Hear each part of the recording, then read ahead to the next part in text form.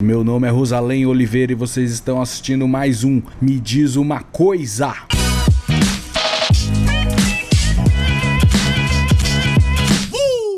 Não sei, eu gravo... Quem me conhece sabe... Quem me conhece sabe que eu gravo uma live gigantesca, aí eu faço a edição dessa live gigantesca, ela fica um pouquinho menos gigantesca, essa live gigantesca eu faço os cortes, dos cortes eu faço os shorts, mas aí cada live ela tem algum assunto específico, alguma coisa, né, que a gente desenvolve. E o ponto aqui, que eu quero pegar de principal aqui para essa live completa, é o declínio do Império Americano, né? Como eu disse lá no começo, nós estamos assistindo ao vivo o Império ruir. E a eleição do Trump, a escolha dos americanos e dos imigrantes também, para que o Trump volte para o poder, é mais um degrau abaixo... da decadência desse império, né? Então, para ruir o Império Americano, o Trump seria a melhor opção para presidente, né? Assim, os Estados Unidos não vai ficar um país pobre, não vai virar Gaza, não vai virar uma Venezuela, não é isso que vai acontecer. Os Estados Unidos sempre vai ser um país poderoso, mas o que a gente tá vendo vai diluir um pouco mais esse poder. Não vai mais ter aquela coisa de os Estados Unidos é o mais poderoso que manda em tudo e tudo é regulado por ele. Vai ser uma coisa, os Estados Unidos vai continuar com o poder dele aqui na América, mas esse poder mundial ele não vai conseguir mais. Toda a economia americana é baseada nessa política mundial americana e tudo mais. Então, eles perdendo poder internacional, eles não conseguem, só com a economia interna deles, eles não conseguem se reerguer. Então, assim, meio que sabendo disso, ou sentindo isso, essa decadência, assim, não tem nenhum império no mundo que já teve na história, todos os impérios, né? Todos os impérios caíram em algum momento. Nenhum deles caíram pacificamente. Eles sempre caem atirando, eles sempre esperneiam, choram até o final. Chega no final, quando eles veem que não tem mais jeito mesmo, aí é que fazem as cagadas maiores ainda, porque daí liga o foda-se. Aí é igual quando você tá jogando banco imobiliário lá, que você já tá horas ali, aí você vê que você tá perdendo, você já não veio recuperar, e você, então que se foda. E aí já acaba com o jogo de todo mundo.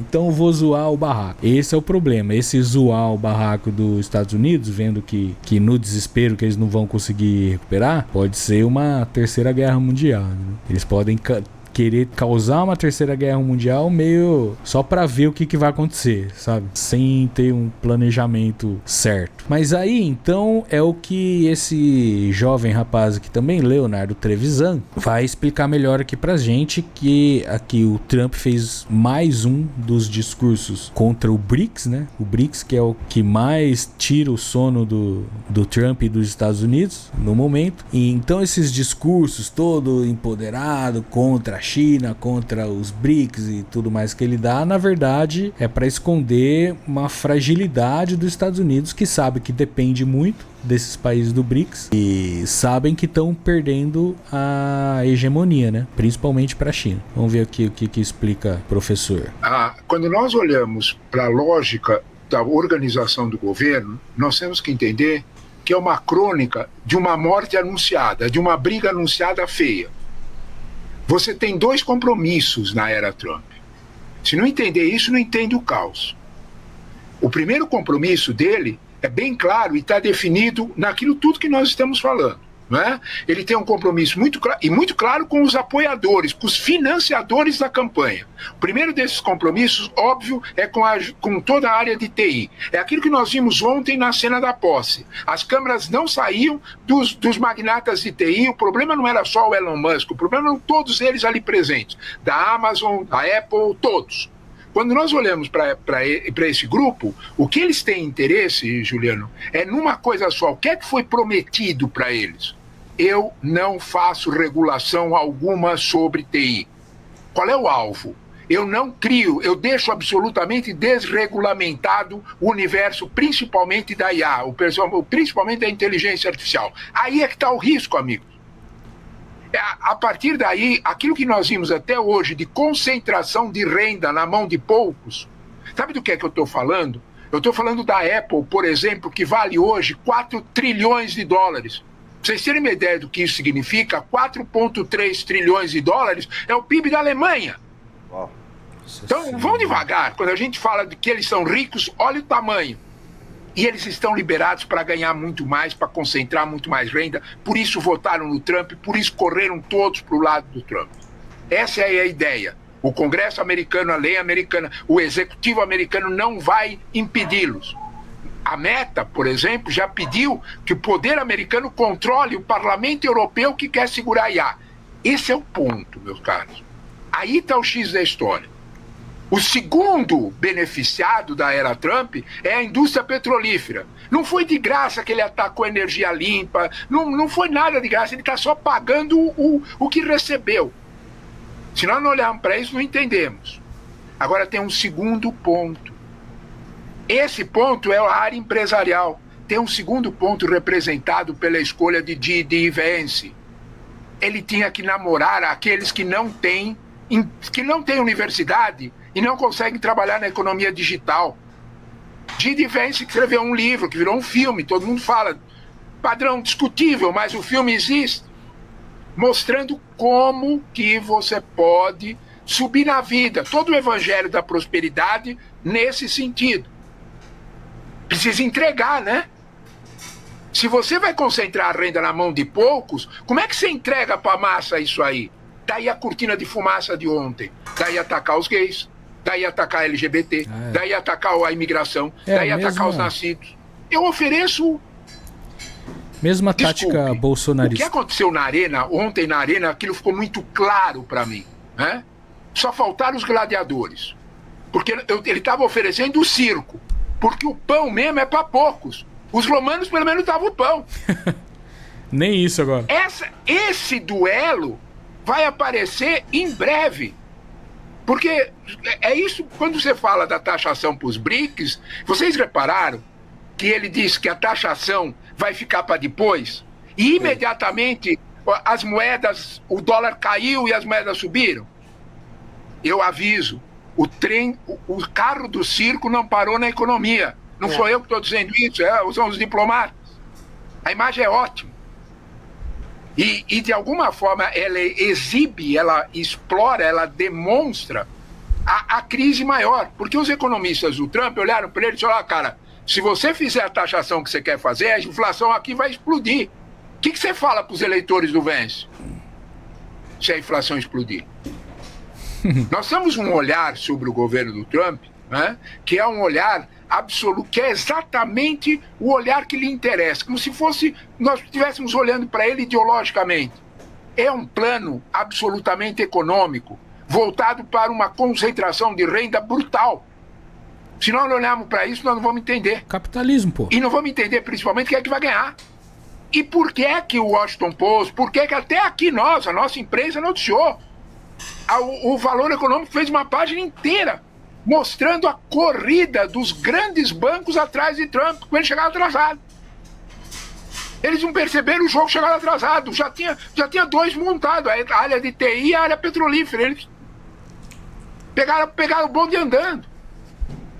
Esse quadro, de alguma forma, exibe ao contrário do que a gente está comprando, do que a gente vende, fragilidade. Daí, Gabriela, ele faz essa ameaça aos BRICS. Uma ameaça que é inconsistente. Quando nós falamos de BRICS, ele diz, eu vou taxar 100% a China.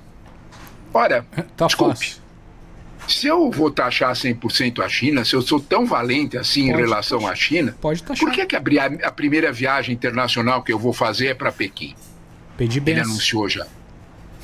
Quem tem medo de quem? Vocês repararam que Pequim está em silêncio? Xi Jinping só deu o recado, eu não vou, ele nomeou um vice. Eu não me meto com esses que você convidou. Esse que você convidou não serve para mim. Porque a maior exibição do fim das regras é o fato, nunca houve isso nos Estados Unidos, nunca isso aconteceu. Os Estados Unidos têm aliados estratégicos desde a Primeira Guerra Mundial, que eu vou nomear 2, Inglaterra e França. Não convidá-los? Não convidá-los, os principais aliados, que é a Alemanha, Japão, Coreia? Pois é. Que são aliados exatamente nesse contexto? É ruptura mesmo dos isolando. Protocolos da regra do mundo da Segunda Guerra Mundial. Se isolando. Há um mergulho no desconhecido, principalmente por essa cisão. Ele não vai conseguir entregar os dois lados. Se ele entregar para o Vance, ele não vai entregar o que ele prometeu para o Musk. Se entregar para o Musk, não entrega para o Vance. A briga não vai ser fácil, não. Essa fragilidade já perceberam, aí vira a metralhadora giratória, aí começa a atirar para todo lado, né? Aí esse aqui eu achei interessante, isso aqui, que ele mostra... O vídeo é longo porque é uma entrevista, é do canal do ICL, né? Vamos pegar só essa abertura aqui que explica um pouco melhor essa influência do Elon Musk, da Meta no governo Trump, né? E quais são as intenções deles, vamos ver. Facebook, Instagram, WhatsApp. 3 das principais redes sociais mais usadas pelos brasileiros vão sofrer mudanças operacionais significativas num curto espaço de tempo. O anúncio foi feito pelo dono da rede Meta, Mark Zuckerberg, que controla algumas das plataformas com mais usuários pelo mundo. A principal mudança é que as redes vão deixar de contar com jornalistas para checar a postagem de notícias falsas. Todo o conteúdo agora vai ser revisado pelos próprios usuários, num formato bem parecido com o X, o antigo Twitter, controlado pelo bilionário da extrema-direita Elon Musk e amigo do Donald Trump. Outras medidas anunciadas por Zuckerberg também favorecem a disseminação das fake news.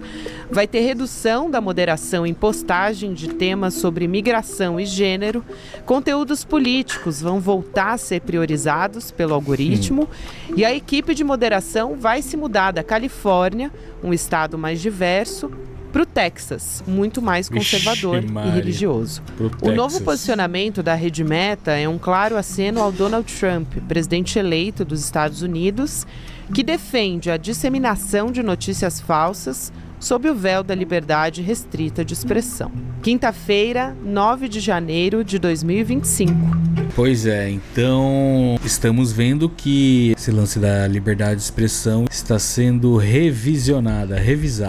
Na verdade é um plano todo orquestrado, né? Todo mundo junto. Então o Trump chegando ao poder, colocando os donos de Big Techs no poder junto com ele, e automaticamente assim que ele assumiu, as Big Techs já anunciaram que vão acabar com a tentativa de regular fake news e tudo mais, né? Ou seja, liberou geral fake news nas redes sociais, pelo menos nessas desse pessoal. Por quê? Porque é disso que vive a direita e o capitalismo, né? As ideias capitalistas não tem como se propagar se não for com fake news, entendeu? Porque com notícias reais, com fatos reais, todo mundo consegue chegar à conclusão de que tá errado. O modo como estamos vivendo e como os Estados Unidos mandam o mundo viver todo esse tempo está errado. Estamos encaminhando a humanidade para o seu fim,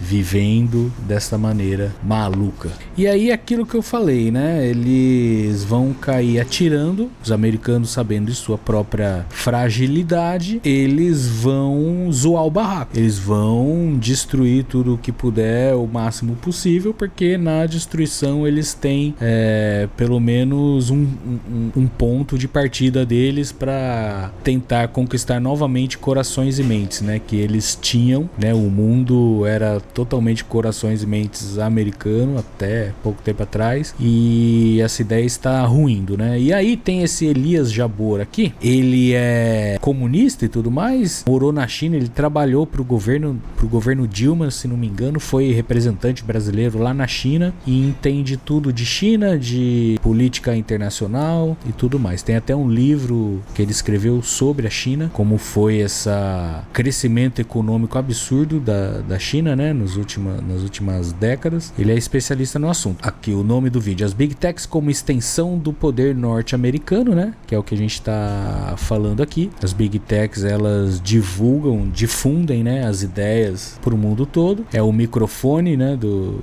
Trump. E aqui ele veio dizer, o Elias Jabbour veio dizer que agora os Estados Unidos, já sabendo que está no início do fim, eles vão cair atirando, ou seja, eles vão partir pro crime mesmo. Eles não vão mais esconder as reais intenções deles, mesmo que criminosas. Vamos ver como que ele explica isso aqui. Agora, como é que você vê aí esse negócio do Zuckerberg hoje? Eu comentei um pouquinho antes aí, essa parceria as Big Techs como extensão do poder do Departamento de Estado. Isso aí cria, agora que ficou explícito aí, você tem mercado e Big Techs como expressão do poder americano. Como é que fica o jogo aí? Eu acho que o jogo, ele lembra, acho que você viveu isso muito na pele e reportou isso a nós com muita clareza à época, né? O que existe hoje é uma tentativa de recuperação de espaços perdidos dos Estados Unidos, né? Após a crise financeira de 2007, muito semelhante ao processo inaugurado pelo Reagan em 1980, né? Em que os americanos tentam recuperar os espaços perdidos durante a Guerra Fria, após a derrota do Vietnã, o surgimento de duas potências industriais, como o Japão e a Alemanha, invadindo o mercado americano, né? E uma União Soviética em expansão geopolítica. Então, o Reagan ele inaugura uma época de recuperação de espaços perdidos, né? E que hoje é reinventada pelo Trump. A questão é que o mundo mudou muito, né? Primeiro, que a China não é a União Soviética, né? E segundo, que a sociedade americana está completamente fraturada. Você anda de Washington até o centro da cidade, do aeroporto de Washington até o centro da cidade, é só homeless, ou seja, a quantidade de pessoas vivendo nas ruas dos Estados Unidos é muito impressionante. Ou seja, os americanos estão quase metade da população americana acredita que vive uma guerra civil. Então, as dificuldades internas que os americanos vivem hoje, elas não são as mesmas do começo dos anos 80, né? E as externas também. Então, hoje, eu acredito que os Estados Unidos vão partir para o crime abertamente. Não é mais uma questão não tem mais aquela questão dos direitos humanos, essas questões que envolvem esse soft power americano de direitos humanos. Hoje, partir para o crime direitos abertamente. Humanos já não tem faz tempo. É tomar o canal do Panamá e a Groenlândia pela força. E utilizar, vamos dizer assim, as Big Techs como amplificadora da visão de mundo dos Estados Unidos. O que já acontece em certa medida, né? Ou seja, nós somos vítimas disso, né? É que hoje em dia se usam as Big Techs, né? Mas, na verdade, essa amplificação do modo americano pro mundo sempre foi através do cinema, através da música, da cultura pop, né? Sempre foi enfiado isso na nossa cabeça, na cabeça do mundo todo, né? E agora eles usam mais ou menos da mesma estratégia, só que agora com as Big Techs. A diferença é que antigamente dava uma disfarçada, né? Ficava... embalavam de uma forma bonita, de uma forma que a gente engolia fácil, parecia mingau de aveia. Eles passavam uma imagem que as pessoas olhavam e gostariam de ser daquela forma também. Hoje eles não têm mais essa preocupação, eles se mostram totalmente desumanizados, né? Apenas capital, destruindo todo o mundo ao redor, e não tem mais a preocupação de fazer uma propaganda. Agora é através do medo mesmo. Então é sempre através de impor o medo nas pessoas, as pessoas adotarem uma visão de mundo americana através da imposição, através do medo, do terror e tudo mais. Não é mais aquela coisa através de um filme bonito, por exemplo, né? Das séries americanas antigas, onde tinha as famílias felizes, falando besteira um pro outro e dando risada o dia inteiro, né? Aquelas coisas que a gente conhece. Que nunca foi assim, né? Na verdade, eles passavam essa imagem pro mundo, mas nos Estados Unidos teve ali uns 10, no máximo uns 20 anos ali de uma prosperidade, onde as famílias, né, eram mais parecidas com as dos filmes, mas a gente sabe que por trás daquela casquinha de Hollywood ali sempre houve problemas, né? E aí, como eles não têm mais essa preocupação, né, que eles tinham antigamente de esconder do mundo que eles sempre foram, na verdade, uma ditadura, sem saber disso, outros ditadores do mundo resolveram dar dica para os americanos. Veio esse ditador aqui, ó. Na verdade, isso aqui é personagem de um filme que, se não me engano, chama O Ditador. E é como se fosse um ditador árabe, por exemplo, foi muito bem recebido nos Estados Unidos. E ele, que com certeza devia ser um consumidor de filmes americanos, erroneamente ele achava que os Estados Unidos era uma democracia, né? E aí ele veio aqui para falar para os americanos que ser uma ditadura é muito melhor. Então ele vai aqui tentar convencer os americanos a virarem uma ditadura. Vamos ver quais são os argumentos dele. Por que vocês são tão antiditadores? Imaginem se a América fosse uma ditadura. Vocês poderiam deixar 1% da população ter toda a riqueza do país. Poderiam ajudar seus amigos ricos a ficar mais ricos, diminuindo seus impostos e pagando fiança quando eles apostam e perdem tudo. Vocês poderiam ignorar a necessidade dos pobres por saúde e educação. Os meios de comunicação iam parecer livres, mas secretamente seriam controlados por uma só pessoa e sua família. Poderiam grambear telefones e torturar prisioneiros estrangeiros. Rapaz. Poderiam ter eleições forjadas e mentir sobre por que estão em guerra.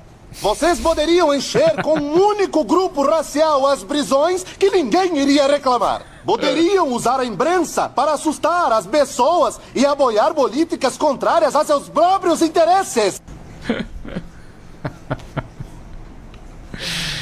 Por que, cara? Larga de ser burro, americano. É só virar uma ditadura, mano. Ué, mas já somos. Nós estamos de olho em vocês, nós estamos vendo que vocês assistem os vídeos e não dão like e não se inscrevem. Eu vejo lá nos números lá do YouTube um monte de gente que assiste vídeo, gosta e volta para ver outros vídeos, não estão dando like e não estão se inscrevendo. Então, agora que você está ouvindo isso, dá o like agora, se inscreve e volta a ver o vídeo de novo, beleza?